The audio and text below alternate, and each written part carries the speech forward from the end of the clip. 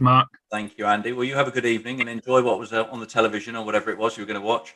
Yeah, Um, just spoilers. welcome everybody, and again, apologies from me as well from last week. But we're going to make up for it this week. We've got an old face back, Greg, who you've seen 4 or 5 times, I think now. I think might even be this might be the sixth appearance. And we've got Sean Bannister with us.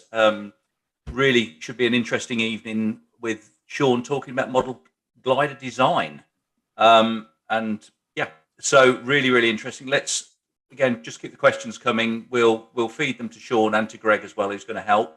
But without further ado, Sean, over to you, sir.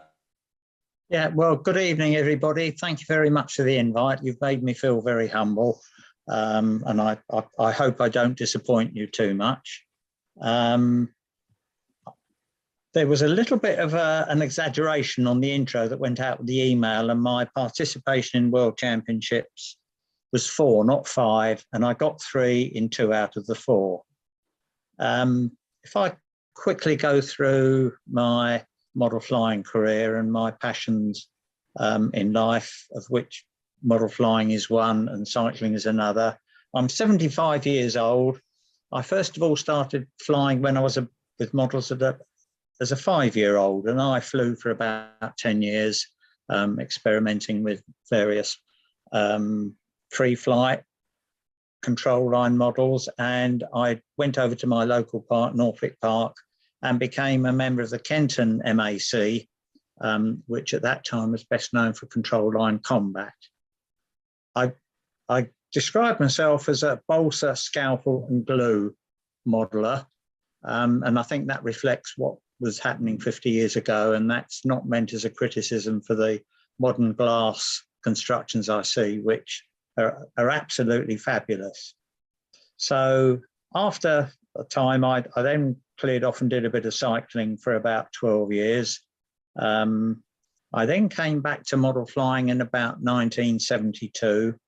And during that time, between 72 and 74, I did quite a broad amount of flying. And by broad, I mean I did some power pylon racing, I did some power aerobatics, as well as the gliding. I think people might jump to the conclusion you just fly gliders. Well, I fly and flew power models, and some of them are quite small and quite maneuverable, and I think they gave me an advantage when I was flying with gliders, because I could handle a fast and maneuverable model, and those skills were very, very transferable. Now, algebra. I can see an algebra in 5 of the 6 images that Greg has kindly produced. My very first algebra was 8-foot wingspan. It had an open structure tissued wing, except for the top of the leading edge, which was sheeted back to the spar. It had a V-tail, and it had what became a fairly standard plywood box fuselage. And by plywood box, it was 1/32 ply with 8 square stringers in the corner. It was fat at the front to hold the battery, the receiver and the servos, and then very quickly tapered off to a minimal cross section in an endeavour to minimise drag.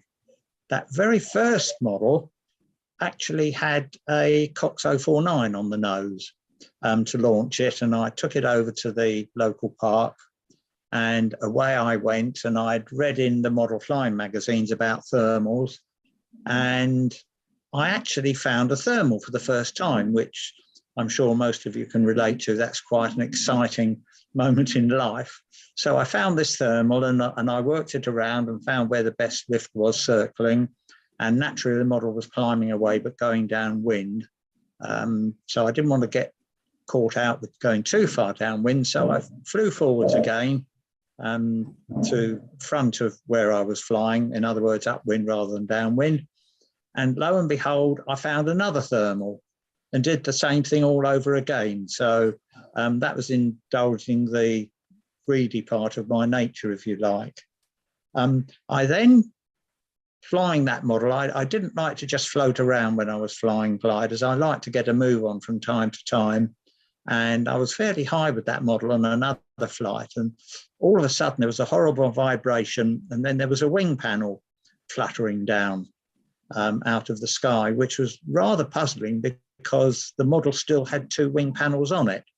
But what had actually happened was the flutter caused by the excess speed had separated the top and bottom halves of the wing. And luckily, one of those halves stayed on the model. So I managed to fly it around and land it safely. And that prompted me to look at the structure. And knowing I wanted to belt around a little bit, I thought, let's make an all-sheeted structure. And that probably wasn't particularly radical in those days, but one thing that was radical from the structural perspective was that I reasoned if you were using an all-sheeted wing, you actually didn't need to put a formal spar in there. And if you provided good webbing between the top and bottom surfaces, you actually had quite a substantial eye section. And in fact, that worked quite well. And that's the model in the middle picture. You can probably see the wings are held on by rubber bands at that stage. And I think the lower model, which was a slightly stretched version, I flew in the first F3B Nationals. I'm too modest to say what my result was on that occasion. But that was after I'd flown at, I think, an international in the UK in Halton in about 74. And I turned up there, and I think I was 5th in that event, and that was with the model I'm holding in the middle shot there. I became aware also with the F3B that you had very different challenges from the aerodynamic perspective, and that is you wanted an airfoil that would work well in a minimum sink mode. You'd also want an airfoil that would work at a good glide angle, and then you would also want an airfoil that would work at high speed. And one airfoil actually wouldn't do all of those. So I decided to go for a variable camber setup, and I built a model with a full length flap, which I actually used as an aileron, coupled to the rudder at that time. And I used my own section for that model, and it was only all right. It didn't work perhaps as well as I would have liked it to work, but it did work. And then there were some challenges with how to set up the camber. And on an old-fashioned transmitter, I would use the throttle stick, full forward for speed, full back for best glide angle, and full back with full back trim for minimum sink. And in those days, that was what you could get out of a fairly standard radio. But there was a bit of a drawback, because in those 3 different camber settings, you would need a little bit of elevator trim. So I had a chat with Stuart Ewins of Skyleader, and I said to him, could you fix up a 3-position switch so I can trim the elevator? And he said, no problem. And he did that and modified my transmitter. So as well as using the throttle stick to vary the camber, I then had a trimmed elevator setting, so I could use the appropriate elevator setting. And then I also set the model up for the speed task. And the way I trimmed that was I would put it in a dive, go fast, take my hands off the transmitter. If it flew in a straight line, in other words, didn't climb or dive, I had it about right. So I would adjust until I had that particular trim sorted out. Then I went to the first F3B World Championship in South Africa in 1977. And I think that model I flew there, which also had a variable camber, full span flaps, 10-foot wingspan. I think that there's a picture of it somewhere here.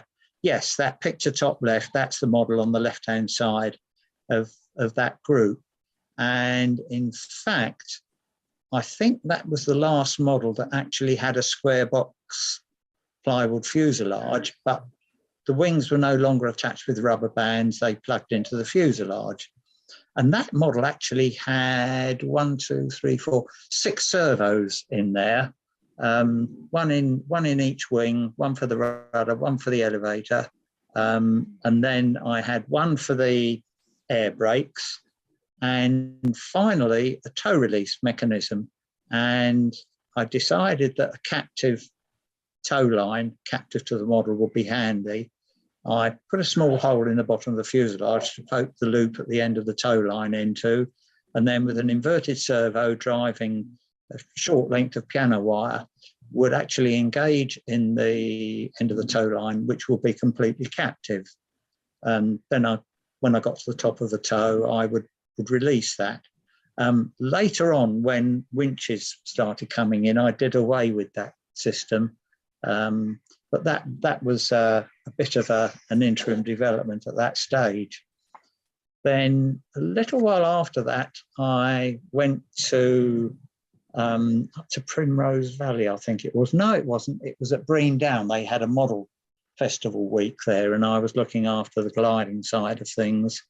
And I was approached by a fellow called Clive Hall, who started chatting, and we had a good chat, and he did say to me that he made fiberglass mouldings, and if ever I wanted to do a fiberglass fuselage, he'd be happy to do it for me. And I immediately said, yes, well, that will be the next stage. And that is basically the fuselage, which is shown in the 3 lower pictures. Clive gave me a lot of advice about what would be the best way to make the plug. I carved the plug myself and finished it and took that down to Clive. Clive was very pleased with that, made a mould and started moulding fuselages. So we'd actually gone away from a traditional model with a V-tail. And I was asked once why I put a V-tail, and I think initially I thought, well, it looks cool and it's clean, so it should be good.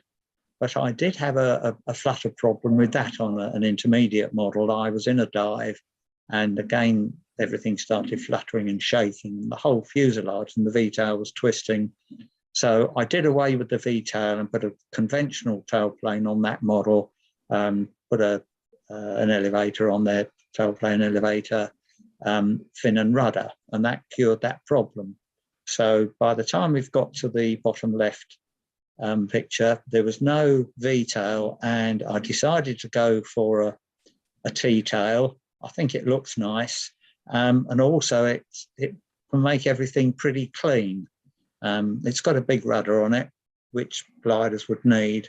And an interesting thing I also did was that I put the tailplane on upside down in conventional terms, and that created a little bit of a debate. And the purpose of that was that with a model design like this, where the center of gravity is in front of the center of pressure, the stabilizer or elevator works by lifting downwards. So why not put the section upside down, which I did, and that actually worked very well. And that model, and from there on, the flying characteristics of the models were sweet, if you like, was the way I would describe it. And if you pulled into a turn, it needed very little back stick pressure to take it into the turn and maintain it in the turn. Certainly it made it very, very sweet. Sean, can I ask you a couple of questions at this point, or lead you into some comment about your philosophies about stuff? So all of those planes have got swept wing, and you identified very early about the area rule type fuselage with the wider front and then tapering to a very narrow tail boom.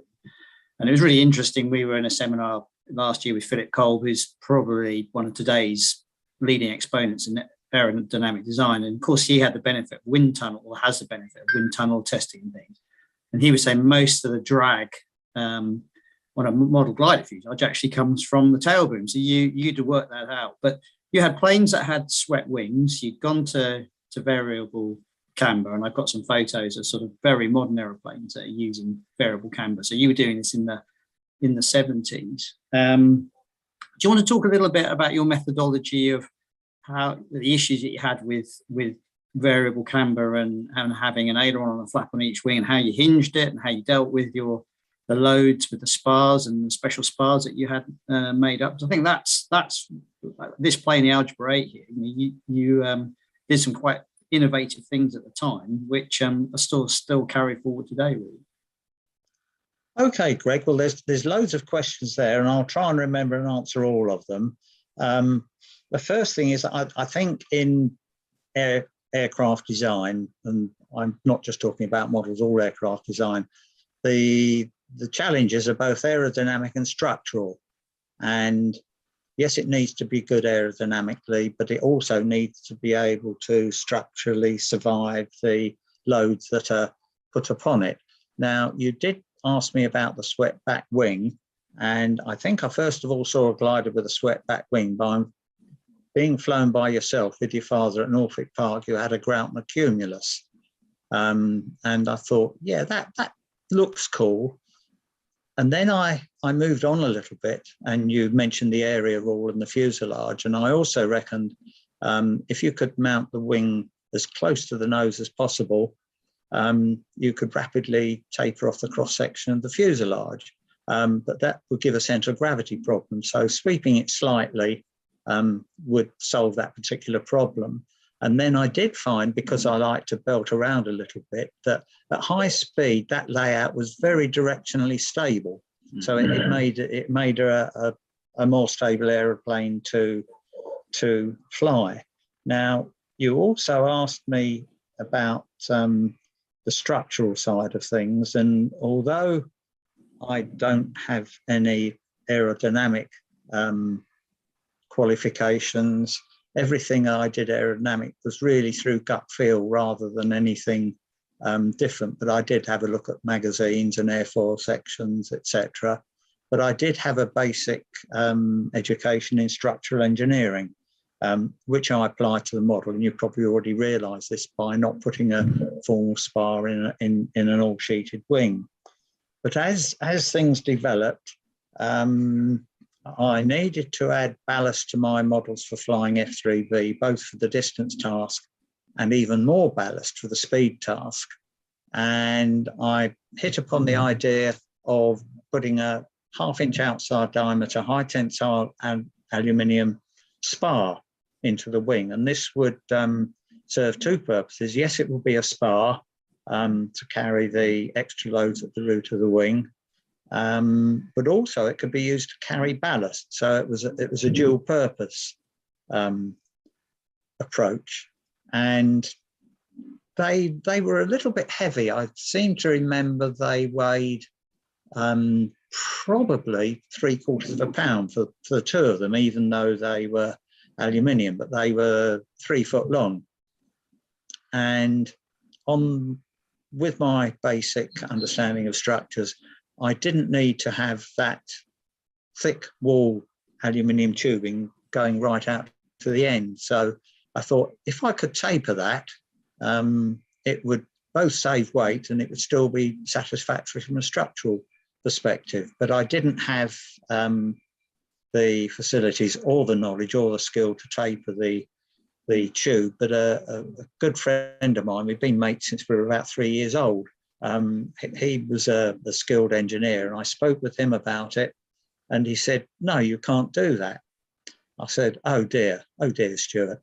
But then he said, "I can't taper it evenly, but I can do it in steps, and fairly small steps." So Stuart went ahead and prepared a couple of tubes for me for the model I was building, with the tapering in steps. And by actually doing that, I saved 1/4 pound on the total weight of the model. I do have some pieces here that perhaps, I don't know whether they're very visible on the screen, but that's a section through one of my wings. You can see the aluminium tube. You can see a second aluminium tube I put in there for ballast, and you can see the shear webbing, which was Roasil foam, and there's a drinking straw to take the lead to the servo. And as I say, that was all fairly conventional construction, finished with fiberglass. Now, what other parts of the question have I neglected there, Greg? Well, if I go to the next slide, whoops, so it's all going to go beat Tom here. No, it's not. If I go to the next slide, bottom plane there is actually John Greenfield's plane. No, it might be John Greenfield's plane. It's a scale model. It's not a full size model, but it's a full size plane. And you can see just by the control horns, it's got quite a number of flap surfaces. And this is a modern high performance glider. But all modern aeroplanes, both models and full size, tend to use bottom hinging now on the surfaces. So you did, again, you sort of pioneered that. That's some of the hinging techniques that you used. And, you started off with a very crude bottom hinge and you worked up to a very sophisticated bottom hinge. Do you want to just talk a little bit about your experiences and how you developed that? Yes. Thanks for that prompt, Greg. Yes, I always bottom hinged on the basis that the airflow was probably attached to the bottom of the wing, so you really didn't want anything to turbulate the airflow. And probably on the top surface, by the time it got to the flap or aileron, it was beginning to become a little bit turbulent anyway.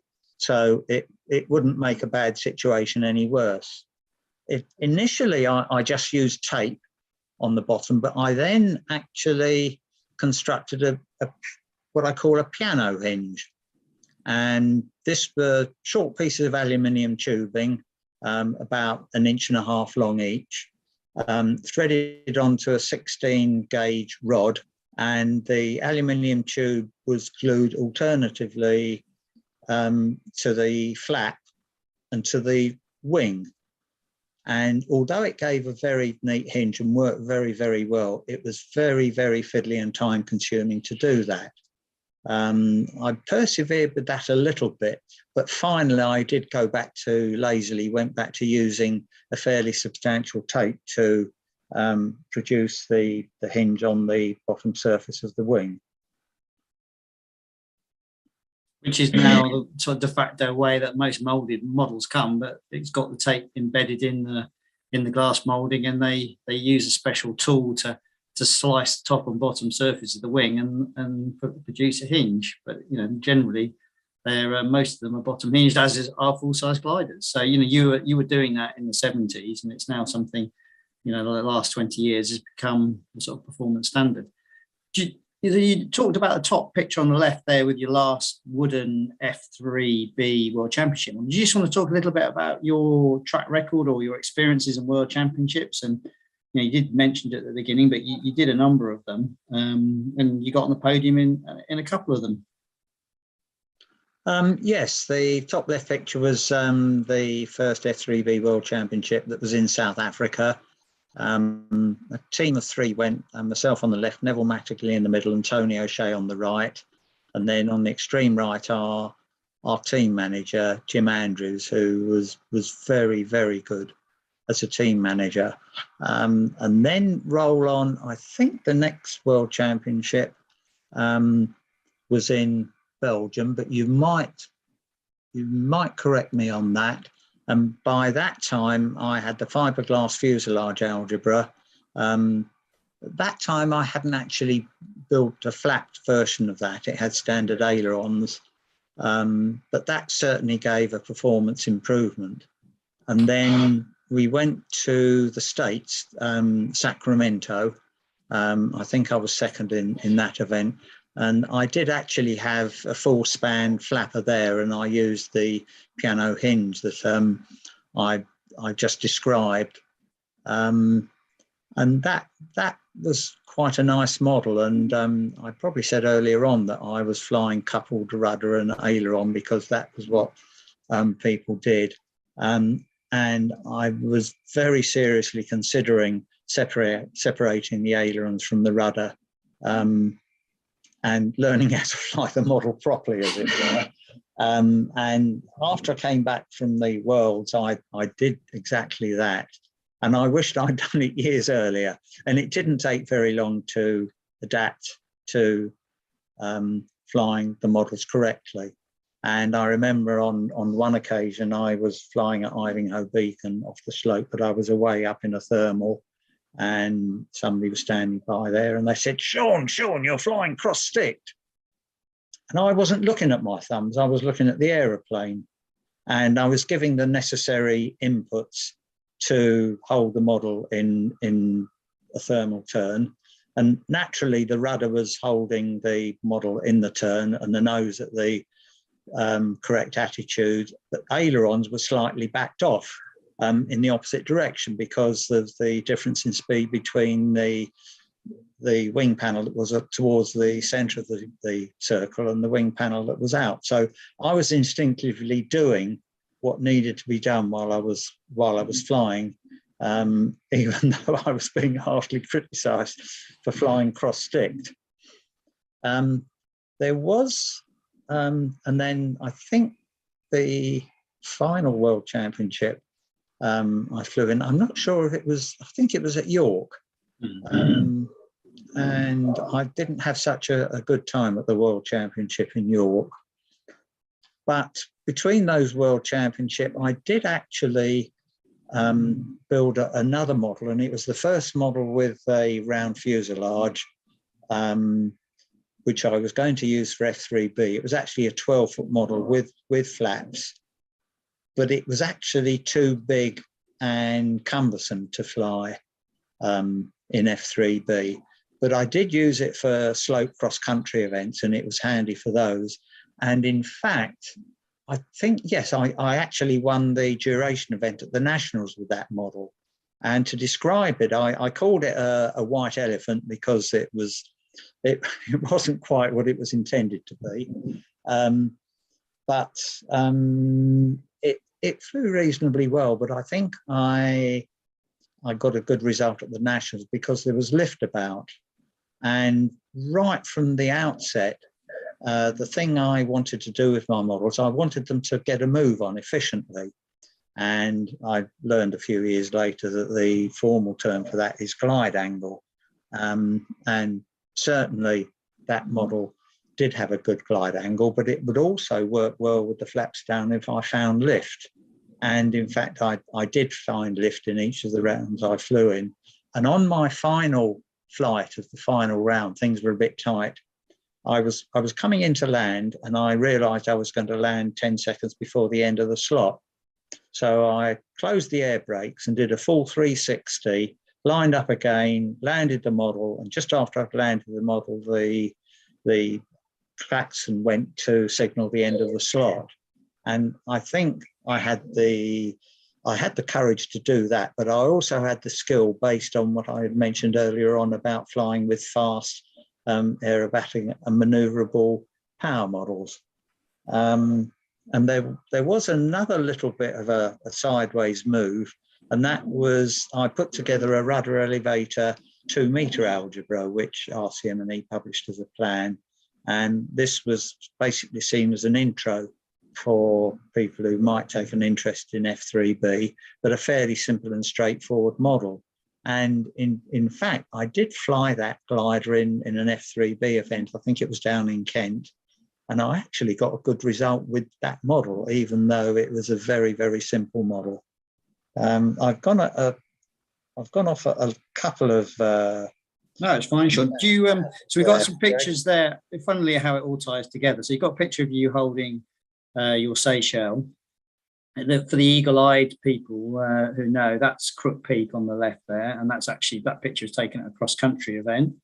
And there's a couple of algebras upside down with variable camber wings there. So do you want to talk about your philosophy with the Seychelles and some of the section you used, and how it ended up being, a really good aerobatic plane, but it also did really well in some pylon races as well. So it'd be interesting to hear about that. Okay, well, I think vanity drove it a little bit. I wanted it to look cool, and a round fuselage, etc. And I made it with a low wing, one-piece wing, a low wing. But perhaps the most radical thing on that model was the airfoil section, and I'd become aware of what was called laminar flow sections. which was supposed to be more efficient, and the shape of the section generally was that the thickest point would be between 40 and 50% from the leading edge. So I sketched out a section with actually also a very sharp leading edge. And it was a bit of an experiment, but it did work exceptionally well. The model was very, very slippery, but it had very good slow flying characteristics. So you could pull the nose up and it would just settle there without a hint of dropping a wingtip. And there was one feature I built into quite a few of my models in respect of that, was that the percentage thickness of the section at the tip was slightly larger than at the root. And this was a feature to try and minimize the risk of tip stalling. And whether it was that or something else that made that model very forgiving, I really don't know. But I think talking the way I am, it underlines my nature. I've always been outcome orientated and performance orientated.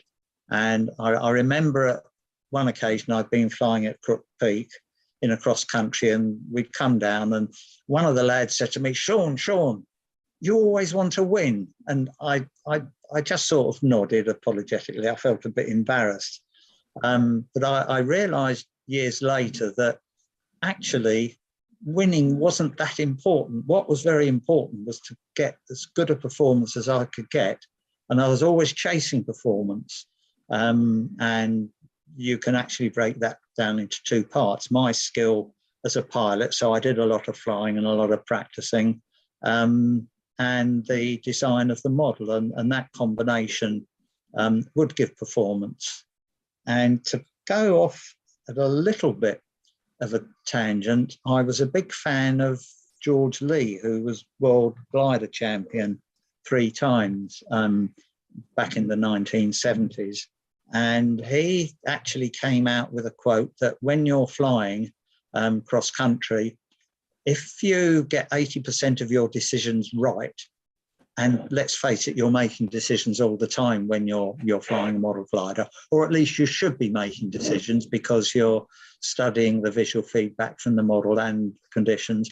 If you got 80% of them right, you would win. So you didn't have to be perfect, but I thought they were very wise words from an exceptionally gifted full-size pilot.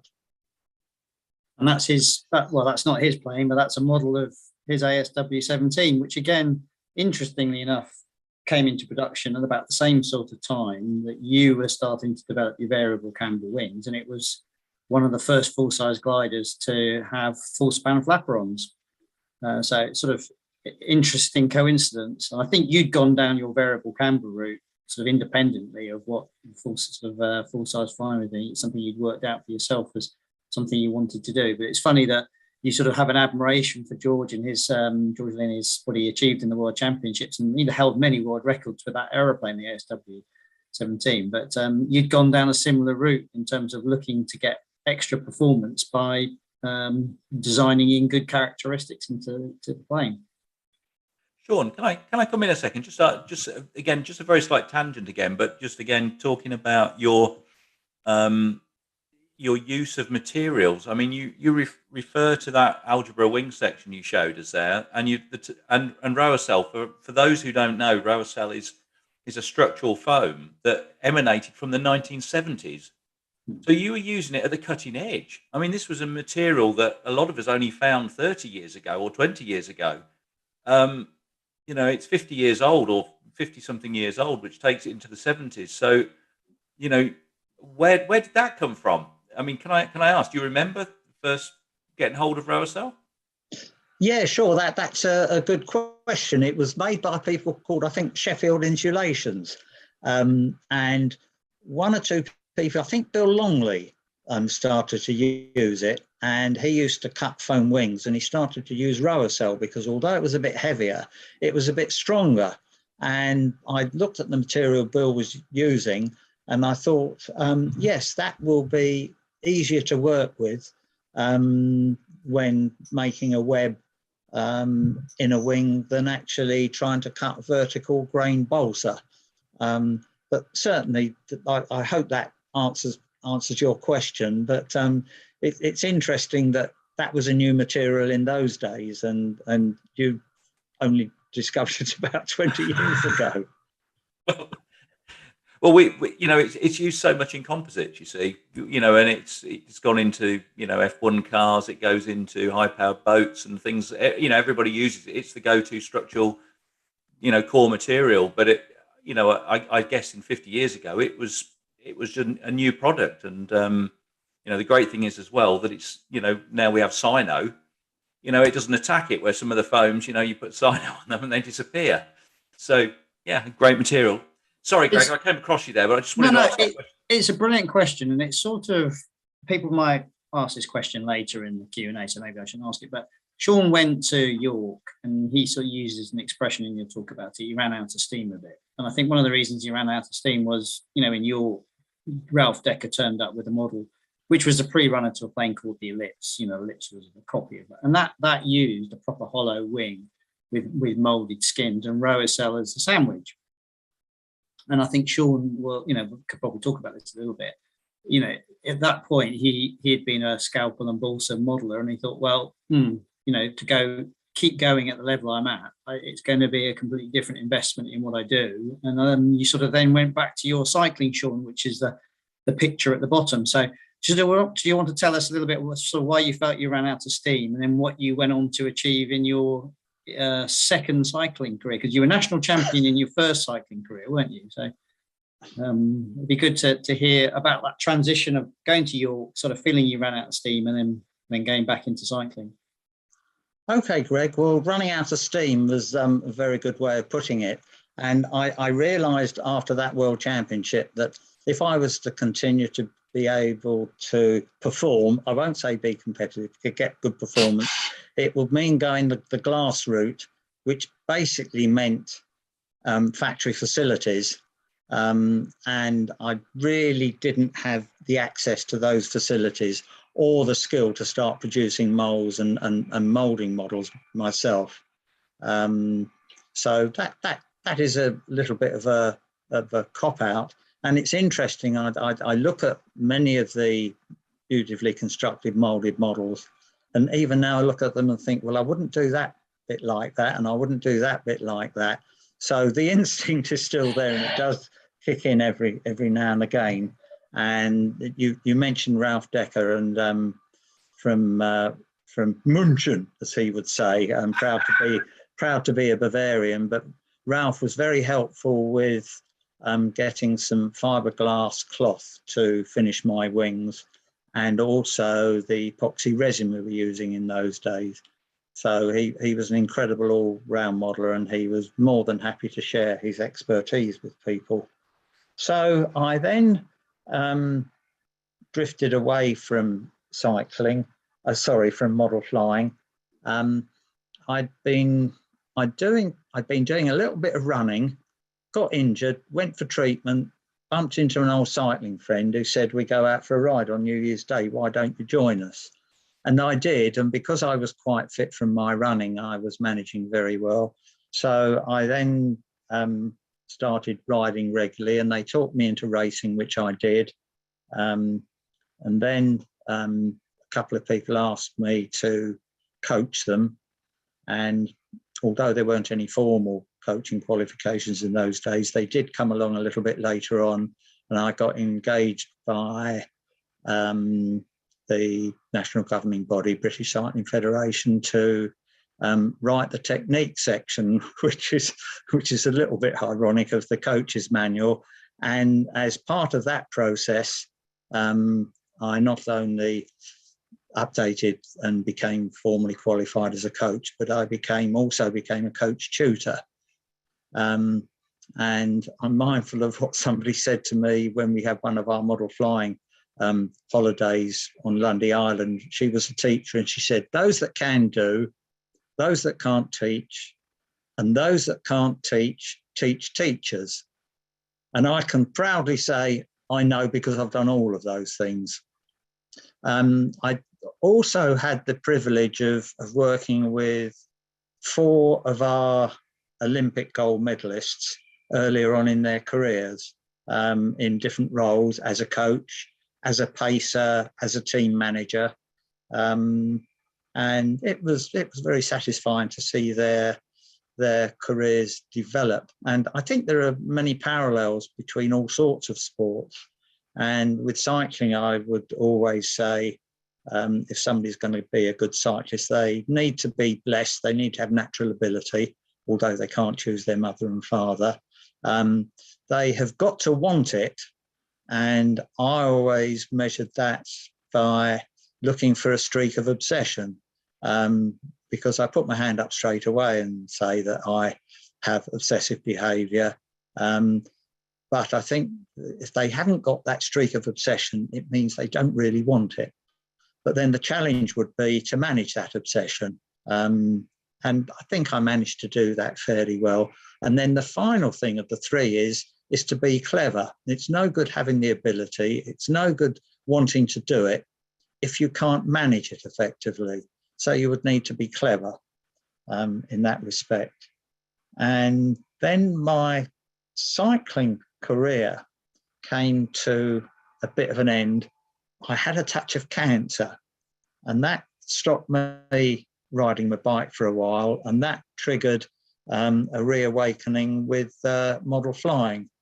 And I didn't have any serious ambitions, but I do enjoy flying, and I went out and bought a ready-to-go foamy, electric-powered, and progressed from there. And I've acquired a couple of other foamies since. And although I'm perhaps put a critical eye on designs, I have no inclination to get involved with actually building models in our day, in now, as we say.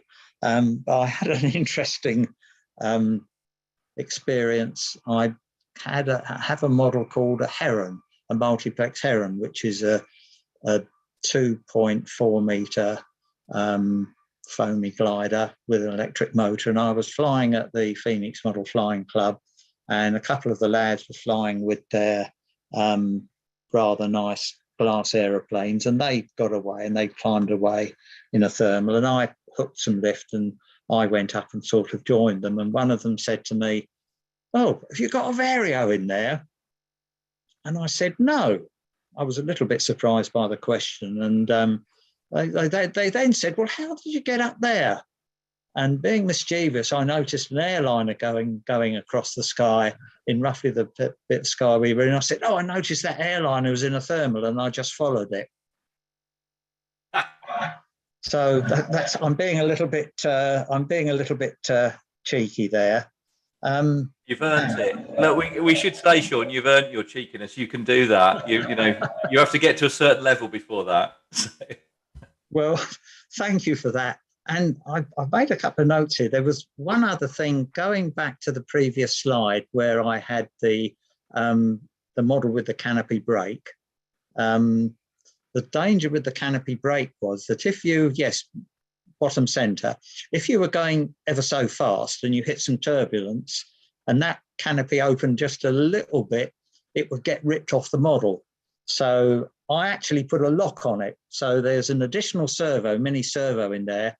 When the canopy is closed, I'd flick a switch and the canopy will be locked closed. I'd have to remember to flick the switch when I came into land, but that wasn't a huge challenge. So sorry to fly off at a bit of a tangent there, but Sean, it's not a problem. I've got a question come through from Peter Becker. He's been sitting patiently with this question here, but he said, "Did you have any contact with Robert Dodson at Dodson Designs in the US in the 70s to 90s? He followed a fairly similar path starting in 1972. No, I vaguely know the name, but I didn't have any contact with him. That's a bit of a short answer, isn't it? Well, we sort of know him as Bob Dodson, I suppose, and he had a plane which was a kit, and you could get it in the UK, but it wasn't that prolific. But he did really well in F3B in the States, and he flew internationally for the US. He was a very good pilot. I think this is a natural time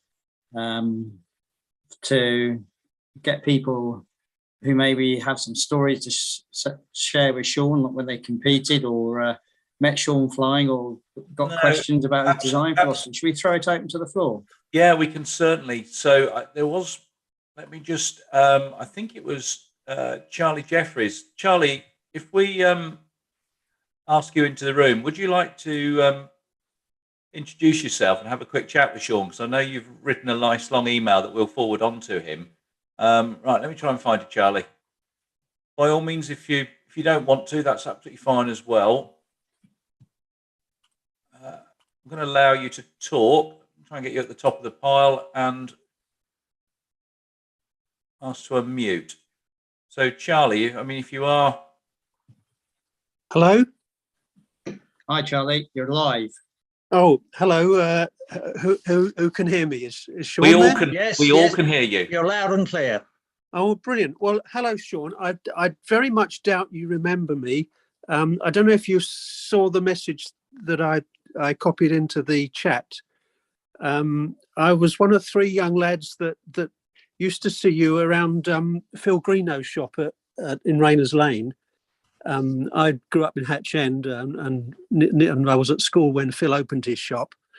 I had seen you flying when I was a very shy young lad at Northwick Park. You had that psychedelic Zippy model, which I think you'd covered in nylon for somebody's psychedelic stockings, I think. Is that right?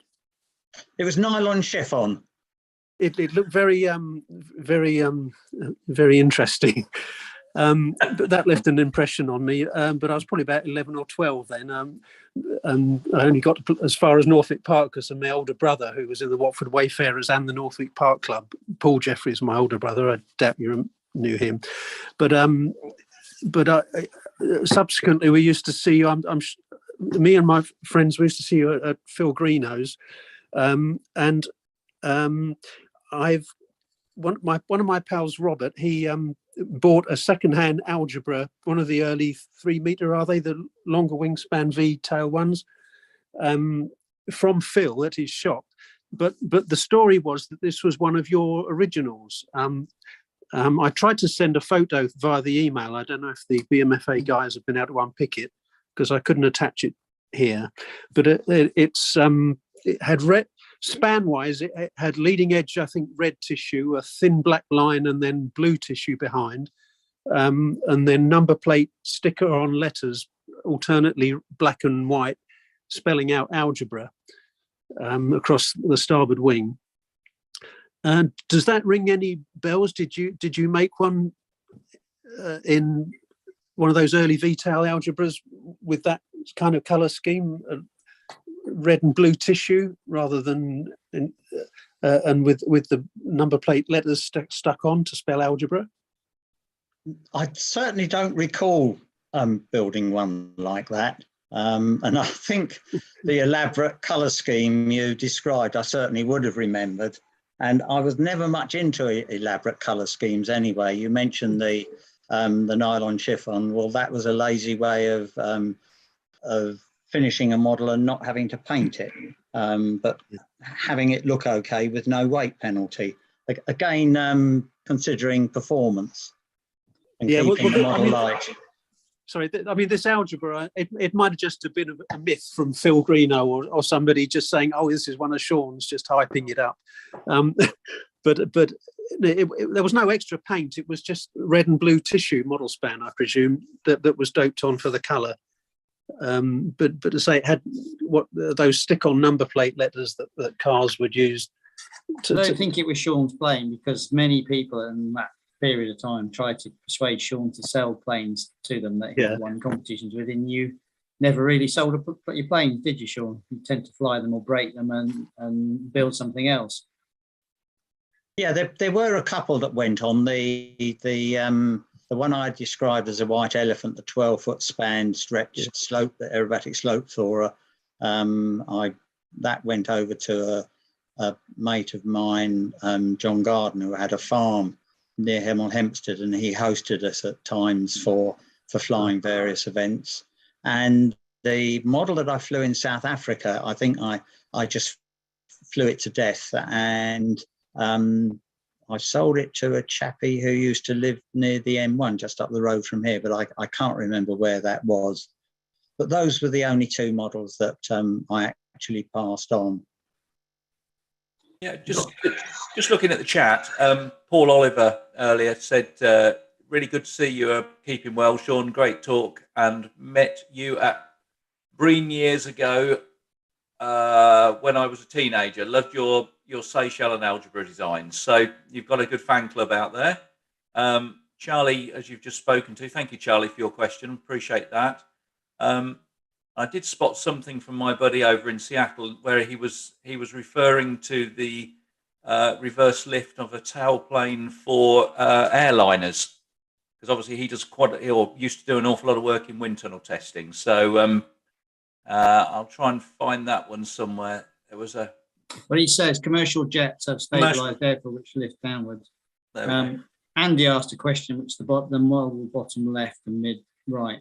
That was an Algebra 8, Andy, in those pictures. Does anybody else like to share us? Oh, Eddie Small's got his hand up. Should we bring Eddie in? Yeah, we can ask Eddie to unmute. I've asked him to unmute if he wants to come in. And yeah, I saw somebody else pop up, but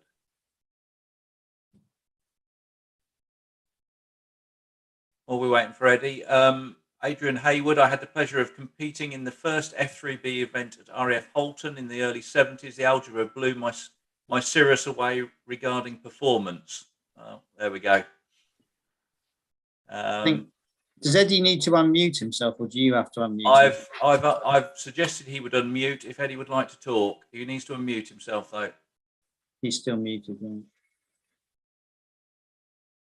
Can I say something while you're waiting for that to go? It's your evening, sir. I first knew about this session from an old model flying mate of mine, a fella called Peter Scott, who may well be viewing this evening. And when I was a snotty-nosed kid, about 14 years old, Peter was a couple of years older than me, and he was a very accomplished modeler. He built a U2 called Alina, and the workmanship etc. was superb, and he was quite inspirational. And I think he probably quite influential in many ways, in a surreptitious sense. But Peter told me that I was on the next session, and I didn't even know about the session, let alone the fact I was going to be on one. So I got a friendly email from Peter. We do exchange every now and again, and he did tell me this evening's session was going to be on. So if he is there, hello, Peter, and thanks for all that inspiration many years ago and a continuing friendship. Well, Peter is there. Peter is there. I've asked him to see whether he has a microphone, whether he'd like to say something, and then has he dropped you in it recently? So you might want to have a word there. Drop me in it as well. Say again, sorry. Greg. Drop me in it as well, because I hadn't had a chance to confirm it with Sean that we were doing it. Oh, brilliant. So have we got any more hands up? Anybody else would like to have a quick word with Sean, or indeed Greg? I know you don't want to talk to myself or Barry, so that's fine. I doubt if anyone wants to talk to me, Mark. It's Sean's the main attraction. Well, absolutely, but yeah, Eddie's still got his hand up. I don't know whether Eddie's got a microphone, but anyway, got a couple more questions come in. Gary Peacock, just a quick one. Are you a Phoenix Club member now? Be good to see you there. Yeah, yes, I am, but I'm not flying that regularly at the moment. But I am, yes, I am a Phoenix Club member. Brilliant. Ron Gardner, what about the Algebra series produced together with Dick Edmonds? Ah, yes, that's a very good question. I've always been quite friendly with Dick, and we would always chit chat. And he was aware of my 2-meter algebra, and he said, I'd like to kit that, but it needs a fiberglass fuselage. And I agreed with him. And I didn't really have time to produce a plug to start moulding, but I said to Clive Hall, would he be interested in doing that? And he said, yes, he would produce the fuselages. And there was a chap who came from Fairlock, and Ken Hansen, I think his name was. He was a bit of a crazy character, lovely man.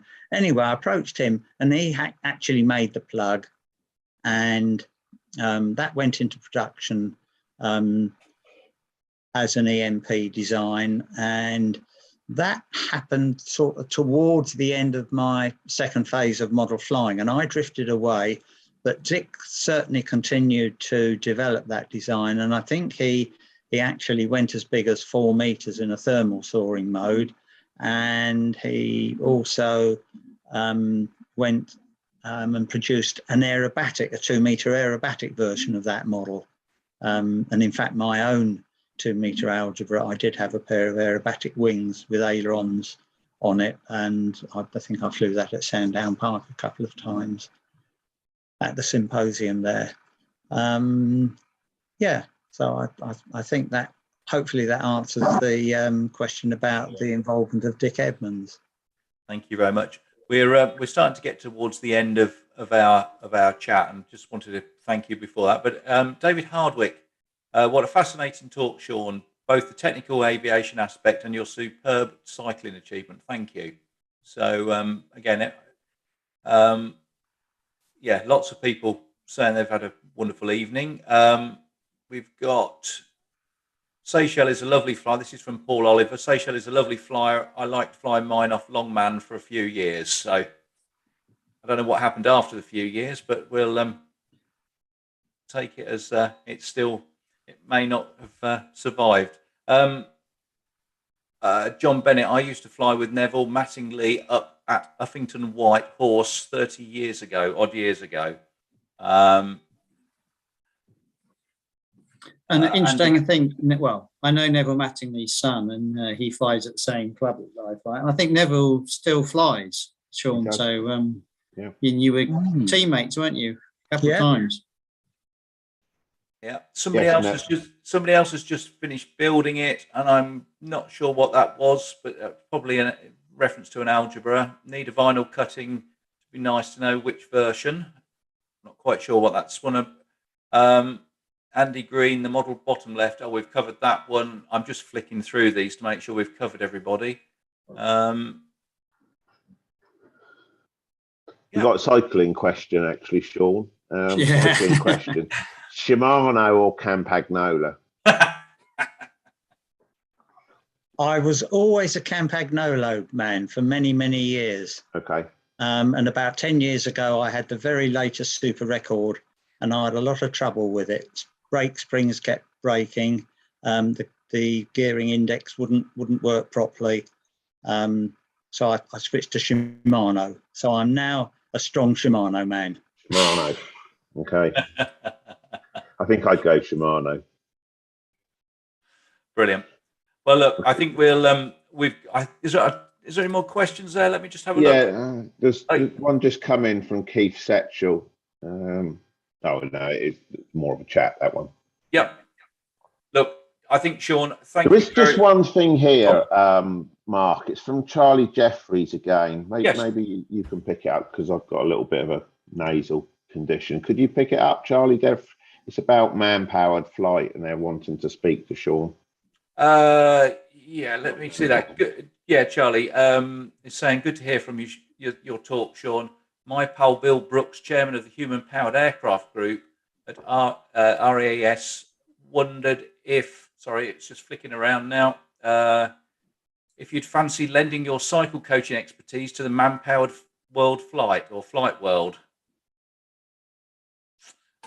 Well, you might want to take that one off air. I think, Charlie, if you can send me your email or send it to our in the air tonight email address, what we'll do is we'll forward that on to Sean. We don't want to put him on the spot at the moment. That'd be a little bit unreasonable.